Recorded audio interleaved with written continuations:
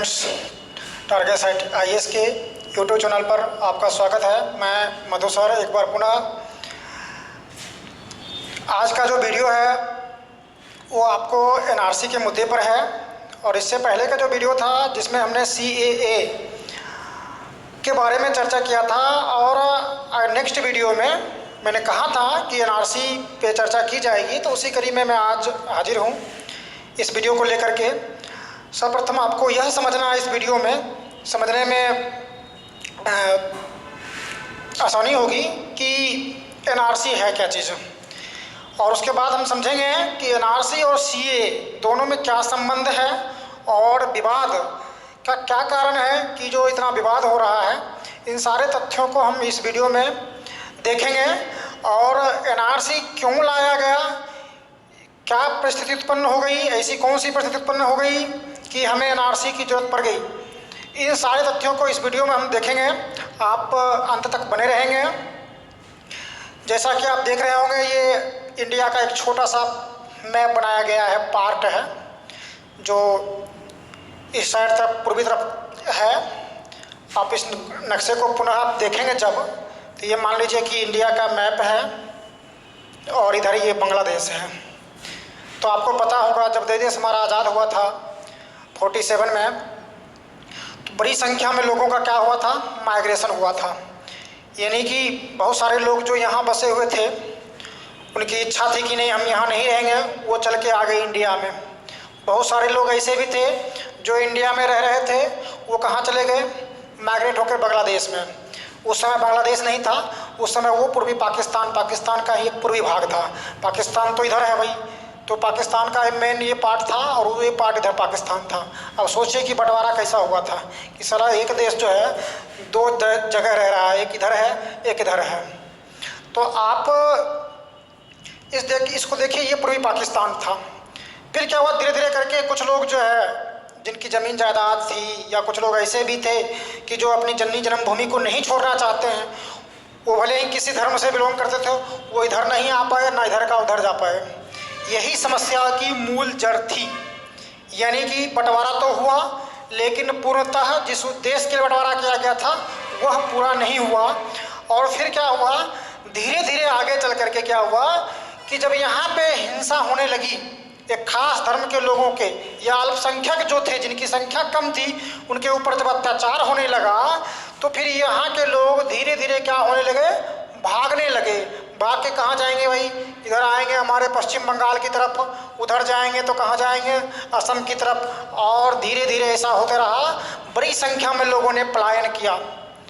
कुछ ऐसे भी लोग थे जिनकी जमीन जायदाद असम में रही थी और बाद में चल के वो बांग्लादेश में बस गए, लेकिन आना जाना लगा रहता था। तो एक समस्या क्रिएट हो गई कि भाई वो कहाँ के नागरिक हैं, बांग्लादेश के हैं कि भारत के हैं, चूँकि ज़मीन वहाँ है। कुछ ऐसे भी लोग थे जिनकी ज़मीन यहाँ भी थी। तो फिर क्या हुआ कि धीरे धीरे लोग यहाँ आके बसने लगे, ये यहाँ आके बसने लगे, और बसते बसते क्या हो गई कि इनकी संख्या बहुत अधिक होने लगी।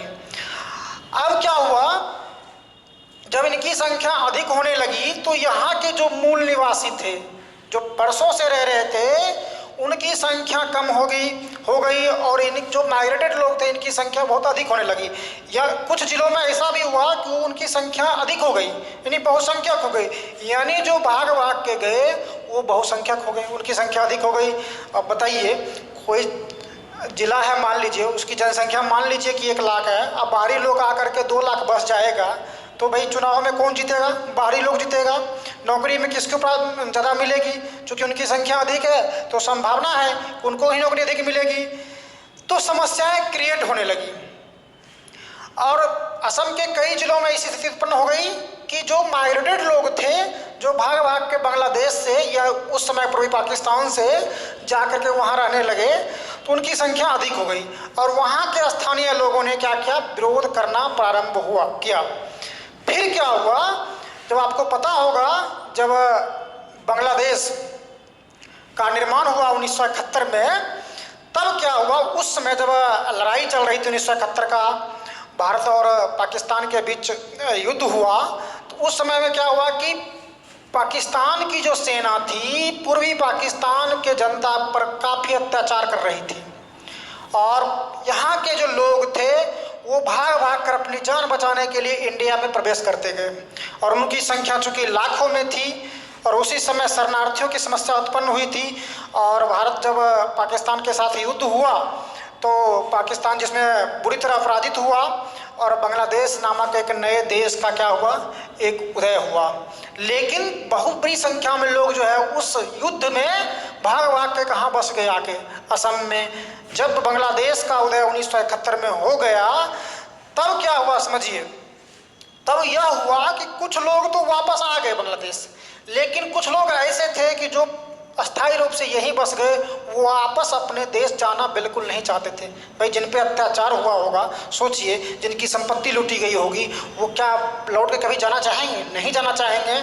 जब यहाँ अस्थायी रूप से ये लोग बसने लग गए और यहाँ से पहले ही से विद्रोह चल रहा था असम में, और जब ये बसने लग गए तो आप सोच लीजिए कि यहाँ पर विद्रोह स्वाभाविक है कि और ज़्यादा तेज हो जाएगा, क्यों, इनकी समस्या तो पहले से थी।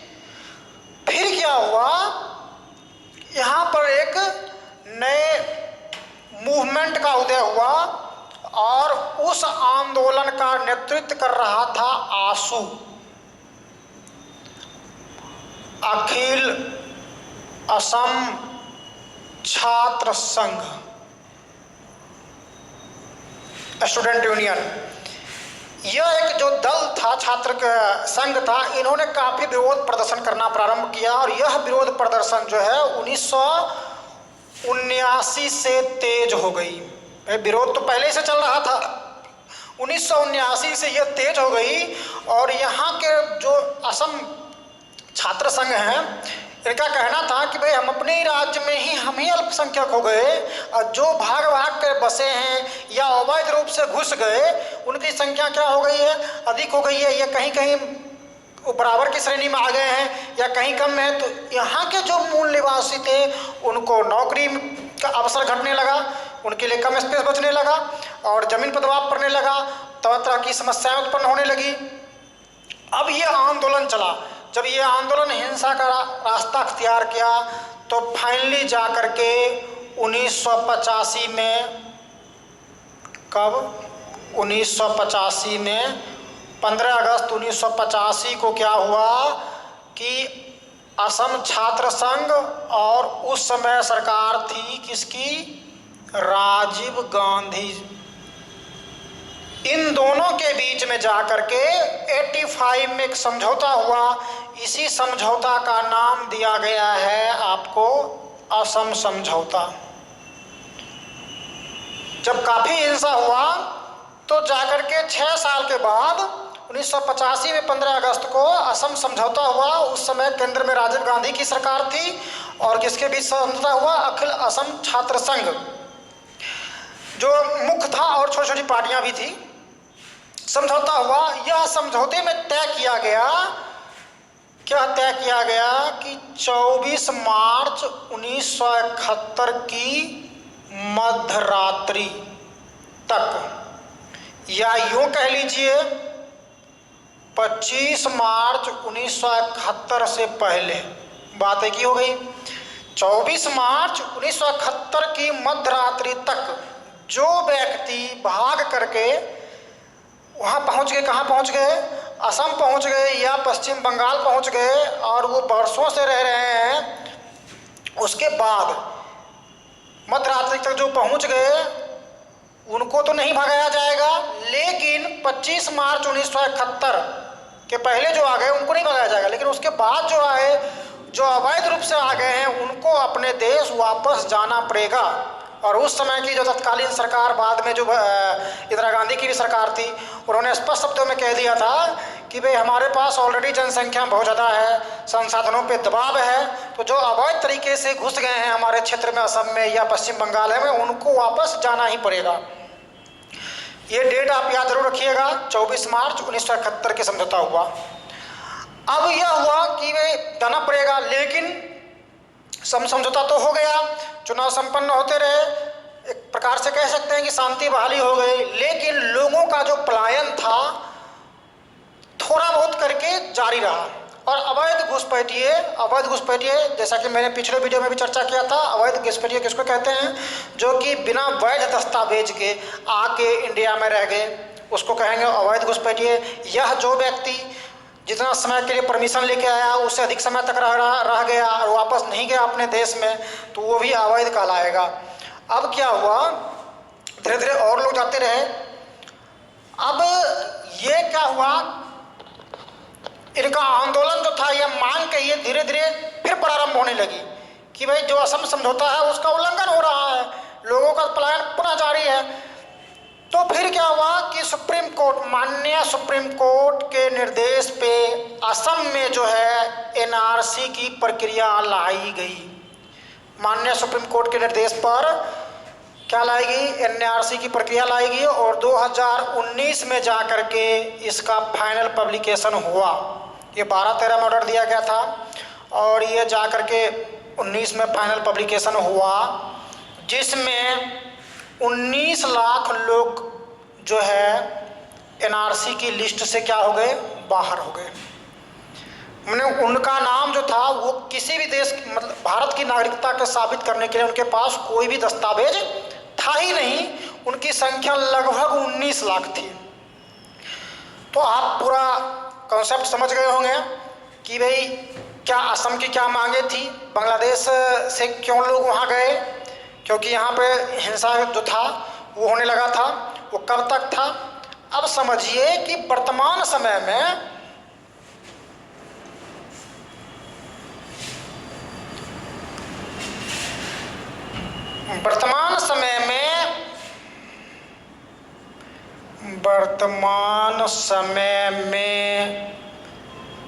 केवल एकमात्र राज्य जो है आपका असम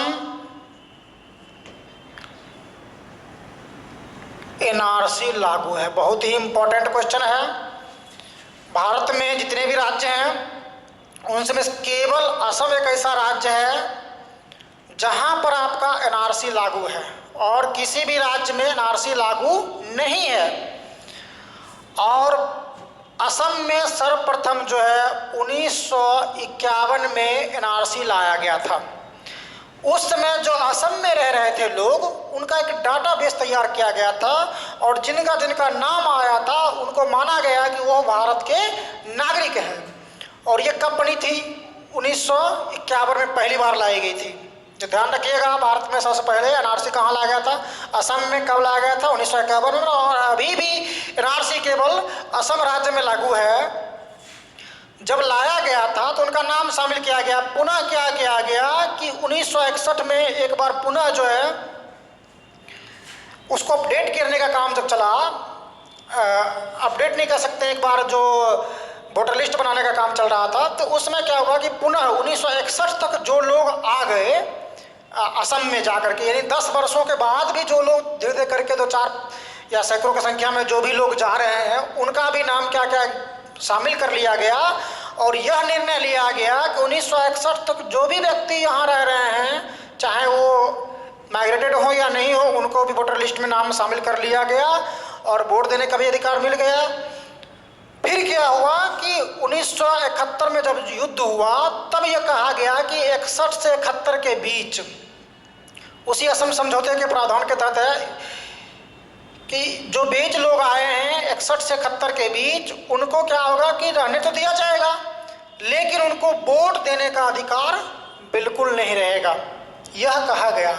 तो आपको केवल एक डेट याद रखना है, 1951 में भारत में एनआरसी पहली बार लाई गई थी। किस राज्य में लाई गई थी? असम में। और वर्तमान समय में भी केवल असम में लाई गई है।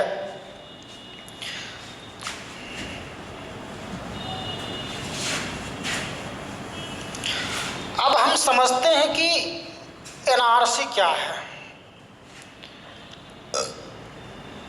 नेशनल रजिस्टर ऑफ सिटीजन्स, राष्ट्रीय नागरिकता पंजी कहिए या रजिस्टर कहिए। एनआरसी का फुल फॉर्म हो गया आपका नेशनल रजिस्टर ऑफ सिटीजन्स, राष्ट्रीय नागरिकता रजिस्टर। नाम से ही स्पष्ट है, एक ऐसा रजिस्टर बनाया जाएगा, एक ऐसा लिस्ट बनाया जाएगा समझिए, जिसमें नागरिकता, कौन भारत के नागरिक हैं और कौन नहीं है, मतलब कौन है, जिनका उसमें नाम रहेगा वो नागरिक रहेंगे और जिनका उनमें नाम नहीं रहेगा वो तो नागरिक रहेंगे नहीं। तो एक रजिस्टर बनाया गया, राष्ट्रीय नागरिकता रजिस्टर। एक और शब्द चर्चा में है एनपीआर, इसको कहते हैं नेशनल पॉपुलेशन रजिस्टर। अब पहले समझिए कि एनआरसी और एनपीआर में क्या अंतर है। समझिए, NRC national register of citizens, नागरिकता से संबंधित एक दस्तावेज है। इसमें क्या हुआ कि जिनका जिनका नाम शामिल किया जाएगा वह क्या होंगे, भारत के नागरिक माने जाएंगे, और जिनका नाम शामिल नहीं किया जाएगा वह भारत के नागरिक नहीं माने जाएंगे। अब जब यह बनाने की बात जो चल रही है और असम में बना भी है और कहा जा रहा है कि भाई पूरे भारत में लागू करें, तो क्या होगा कि जो भारत के नागरिक होंगे उनका नाम शामिल कर दिया जाएगा, जिनका नाम उसमें शामिल नहीं होगा वो क्या होंगे, अवैध घुसपैठिए होंगे। जब अवैध रूप से भारत में घुसपैठ करके कभी कर गए, वो रह रहे हैं, तो उनको वापस भगा दिया जाएगा अपने मूल अपने देश में, भाई चले जाओ, हमारे पास ऑलरेडी इतनी जनसंख्या है। अब जो असम में आया था उसमें बहुत बड़ी एक लिस्ट बनाई गई थी दस्तावेज जमा करने की, कि भाई आप बहुत सालों तक 6-7 सालों तक एनआरसी की जो लिस्ट बनी उसमें असम में बनाया गया था, और प्रतीक हजेला एक IAS रहे हैं जो MP में भी आ गए हैं, वो उनके देखरेख में ये बन रहा था। तो उनमें एक डॉक्यूमेंट था कि अगर आपका 1951 के जनगणना में अगर आपका नाम रहा होगा तभी आप ये असम के नागरिक माने जाएंगे, या उससे पहले कोई LIC का दस्तावेज रहा हो, या बहुत सारे दस्तावेज थे जैसे बैंक में पासबुक खुला है, तमाम तरह के दस्तावेज थे, या अस्थायी आवासीय प्रमाण पत्र हो, बहुत सारी लिस्ट थी। इन सारे लिस्ट में से अगर आपके पास कोई दस्तावेज है तो जमा कीजिए, और उस दस्तावेज के आधार पर तय की जाएगी कि आप भारत के नागरिक नहीं है, थे कि या नहीं थे। मान लीजिए कि कोई व्यक्ति 1950 में भारत का नागरिक रहा होगा, तो भाई कहीं ना कहीं तो उसका नाम होगा ना, या तो बैंक अकाउंट खुलवाया होगा या कुछ और किया होगा, या मान लीजिए कि 1960 तक गया होगा या 1961 में तो कुछ न कुछ किया होगा, कभी न कभी वोट डाला होगा, या स्थायी आवासीय प्रमाण पत्र बनाया होगा। एक लंबी लिस्ट दी हुई थी। उसके बाद एक लिस्ट भी बनाई गई थी जिसमें भी कई सारे दस्तावेज थे, राशन कार्ड वगैरह, उनका बाप दादा अगर मान लीजिए कि भारत के नागरिक रहे हों कभी, तो उनका कुछ न कुछ खतियान में नाम रहा होगा। तो इन सारे दस्तावेज के आधार पर जो है किसी एक दस्तावेज की देने से जो है उसकी प्रमाणित रहता था कि भाई एनआरसी की लिस्ट में वो आने योग्य है या नहीं है, या भारत के नागरिक नहीं है कि नहीं है। मान लीजिए कि किसी का ज़मीन यहाँ रहा होगा, किसी के पिताजी के नाम से ज़मीन रहा होगा मान लीजिए, तो भाई उसका तो नाम रहा होगा ना वंशज क्या, कि भाई मेरे दादाजी का नाम था XYZ, उसमें ज़मीन था, उसी के हम वंशज हैं, तो इसका दैट मीन्स हम भारत के नागरिक होने के लिए योग्य हैं। तो कुल मिलाकर के ये था। और उसमें क्या हुआ कि चूँकि क्रियान्वयन के दौरान बहुत सारी संख्याओं में ऐसे मामले आए जिनके दादाजी का नाम शामिल है, तो पता चला कि उनके बच्चे का नाम शामिल नहीं है, कहीं किसी के पति का नाम शामिल है तो उसकी पत्नी का नाम शामिल नहीं है। तो ये एक प्रक्रियात्मक त्रुटि थी जिसको सुधारने का काम तो चलता रहेगा। मान लीजिए ऐसा कैसे हो सकता है कि मतलब बाप जो है भारत का अवैध घुसपैठिया हो गया, बेटा जो है नागरिक बन गया, ऐसा तो हो नहीं सकता है। तो सुधारने का काम चलता रहा। अब आइए एनपीआर क्या है। एनपीआर क्या है? नेशनल पॉपुलेशन रजिस्टर है। इसमें क्या हो गया कि राष्ट्रीय जनसंख्या रजिस्टर, किसी भी देश, कोई भी देश बहुत बड़ा होता है, उसमें जनसंख्या होती है और जनसंख्या जनगणना का कार्य जो है प्रत्येक 10 वर्ष में भारत में जैसा होता आया है, और अभी 2021 में जनगणना के आंकड़े आएंगे और प्रारंभ हो चुका है जनगणना। तो उसमें क्या होता है कि किसी क्षेत्र में, जैसे मान लीजिए कि अगर इंडिया में जनगणना का कार्य कराया जाना हो तो एक निश्चित क्षेत्र में कितने लोग रह रहे हैं उनकी संख्या गणना की जाती है। तो एनपीआर में मूलतः जो है कम से कम 6 माह, जो किसी क्षेत्र में, भारत के किसी भी क्षेत्र में 6 माह, मिनिमम 6 माह या उससे अधिक समय से रह रहे हैं, उनकी क्या किया जाएगा? गणना किया जाएगा। वह गणना भी क्या होगा जिसमें जाति, धर्म या मान लीजिए आर्थिक क्या आपकी स्थिति है, इन सब की जानकारी ली जाएगी और वह भी जानकारी केवल आपको होगी स्वघोषणा के आधार पे। आपने कह दिया डिक्लेरेशन फॉर्म पे कि भाई हम फलाना जाति के हैं, हम फलाना धर्म के मानते हैं, तो आपको जो है एनपीआर नेशनल पॉपुलेशन रजिस्टर में आपका नाम रजिस्टर कर लिया। अब दोनों में आप अंतर समझ गए होंगे।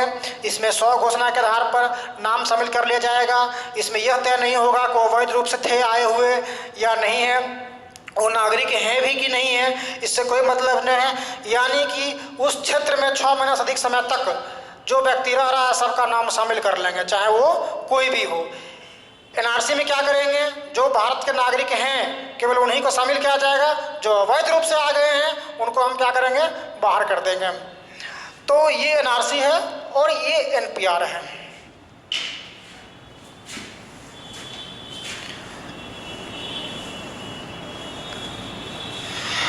अब आप समझिए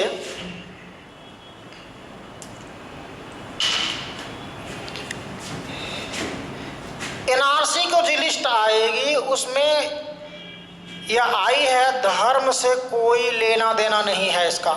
इस चीज को आप बहुत अच्छी तरह समझ लीजिएगा, लेना देना नहीं है।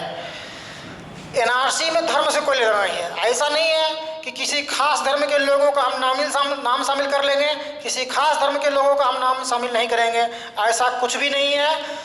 तो सबसे पहले इस चीज़ को आप समझिए, एनआरसी में जो अवैध रूप से घुसपैठ कर चुके हैं, चाहे वो किसी भी धर्म के संबंधित हो, हिंदू हो, मुस्लिम हो, सिख हो, ईसाई हो, जैन हो, पारसी हो, बौद्ध धर्म के मानने वाले या कोई भी हो, जो अवैध रूप से घुसपैठ कर गए हैं उनको नागरिक नहीं माना जाएगा, उनका नागरिक नाम शामिल नहीं किया जाएगा। तो इसमें धर्म से कोई लेना देना नहीं है। आप इस चीज़ को अच्छे से समझ लीजिए।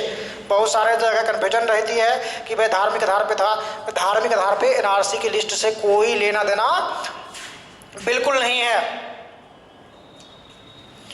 और इस लिस्ट से किसको निकाला जाएगा, जो अवैध रूप से घुसपैठिए,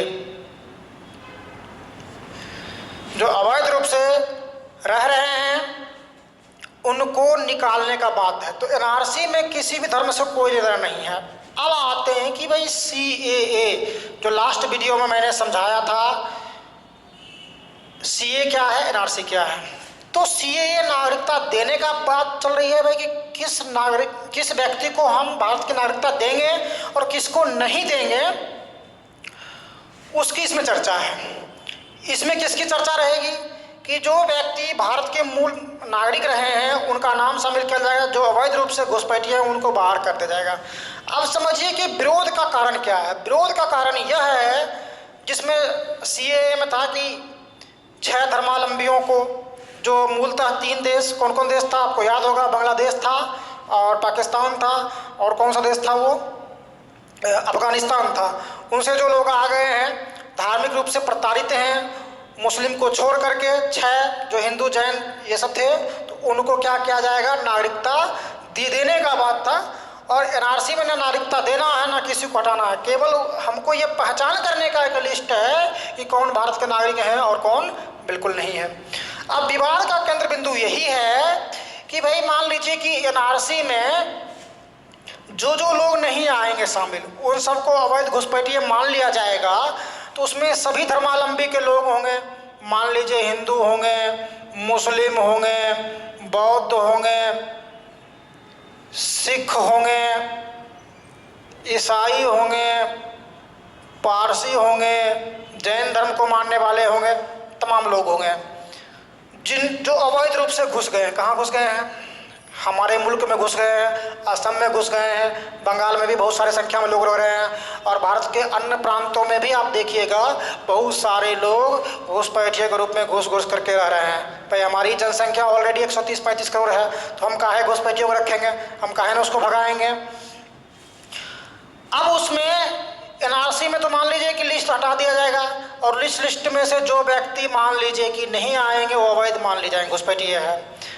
अब सवाल ये होता है कि जब भारत सरकार ये कानून ला ली है सीए, उसमें था कि मुस्लिम को छोड़ करके जो व्यक्ति 31 दिसंबर 2014 तक भारत में आ चुके हैं, अगर वो भारत की नागरिकता लेना चाहते हैं तो उनको नागरिकता मिल जाएगी। दैट मीन्स एनआरसी की लिस्ट से ये सब बाहर हो गए तो उसमें से क्या करेंगे? कहेंगे हिंदू अगर हैं, बौद्ध हैं, सिख हैं, ईसाई हैं, पारसी हैं, जैन हैं, यानी मुस्लिम को छोड़ के जो बच गए हैं, चूँकि वो भी तो घुसपैठिए ही हैं, लेकिन ये सब तो चूँकि अब भाग के आए हैं तो अपने देश में तो जाना नहीं चाहेंगे, तो उनको कहेंगे आओ तुमको हम नागरिकता दे देते हैं, यानी तुम कहाँ क्या बन जाओगे? नागरिक बन जाओगे। और ये लोग क्या हो जाएंगे? घुसपैठिए हैं, दूसरे देश के नागरिक हैं, तो उनको हम कहेंगे बाहर हो जाओ। बस यही एक विवाद का जड़ है और कोई विवाद नहीं है। तो सीए में आप अच्छी तरह समझ गए होंगे कि ये नागरिकता देने का कानून है, लेने का बिल्कुल कतई नहीं, किसी की नागरिकता छीनी नहीं जा रही है। और जहाँ तक एनआरसी है तो एनआरसी में जो अवैध रूप से घुसपैठिए हैं उनको हम भगा देंगे। ये तो सीधी सी बात है भाई, हमको जिसको रखने का मन होगा रखेंगे, जिसको नहीं रखने का मन होगा भाई उनको हम क्यों रखेंगे, क्योंकि हमारी जनसंख्या बहुत अधिक है। अब सवाल ये होता है कि कई सारे लोग कहते हैं कि भाई सर एक खास धर्म को क्यों छोड़ दिया गया? छोड़ने के इसके पीछे बहुत कारण है कि आप जानते हैं कि म्यांमार जो है, इधर रोहिंग्या मुसलमानों का जो चल रहा है उस पर आरोप लगते रहे हैं कि वो किसी गैर कानूनी गतिविधि में शामिल रहते हैं, और देश की हमारी संप्रभुता सुरक्षा के दृष्टिकोण से, और हमारा देश जो है आप समझ रहे हैं कि इधर से भी खतरा बना रहता है आतंकवादियों का, उधर से भी आजकल चलता रहा है चाइना की तरफ से, और इधर से भी लोग माइग्रेट कर रहे हैं और इनका जो कनेक्शन जो है गैर कानूनी गतिविधियों में इस आरोप लगता रहा है। तो भाई हमारी देश की सुरक्षा सबसे प्रमुख है, देश की एकता और अखंडता प्रमुख है, इसलिए हम उन व्यक्तियों को शामिल करना भारत सरकार जो है उचित नहीं समझती है। तो आप अच्छी तरह समझ गए होंगे कि एनआरसी क्या है, सीए क्या है और एनपीआर क्या है। तो देश में जो अवैध रूप से घुसपैठिए हैं उनको भगा देना चाहिए, क्योंकि हमारे देश के संसाधनों पर क्या है वो भार आ रहा है, यानी हम लोगों को खुद ही नौकरी नहीं मिल रही है तो उनको कैसे हम नौकरी दे देंगे?